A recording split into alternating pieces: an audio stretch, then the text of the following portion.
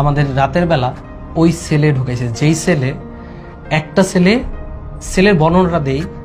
তোমাদের বাসার যে ওয়াশরুম, এই ওয়াশরুমের সাইজে একটা সেল, সেখানে একটা তোষক বিছানো এবং ওই সেলের ভিতরেই এক কোনায় বাথরুম, এবং সেই বাথরুমেই ওই 20 জন, ওই সেলে 20 জন আছে। আমাদের মতো শিক্ষার্থী আছে, কিছু নেতা আছে।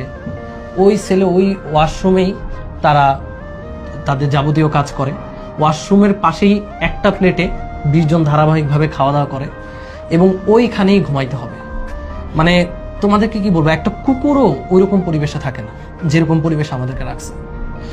আমি প্রথম দিন একদম বমি করে দিয়েছিলাম। মানে হচ্ছে কি একটা অবস্থা, মানে মানুষকে এইভাবে রাখতে পারে, এটা কল্পনাতীত। তো প্রথম রাতটা খুব মানে হচ্ছে ওই সেলের মধ্যে খুব কষ্টে কেটেছিল। খাওয়া দাওয়া করতে পারিনি, খুব মানে হচ্ছে ঘৃণা লাগছিল যে এই পরিবেশ।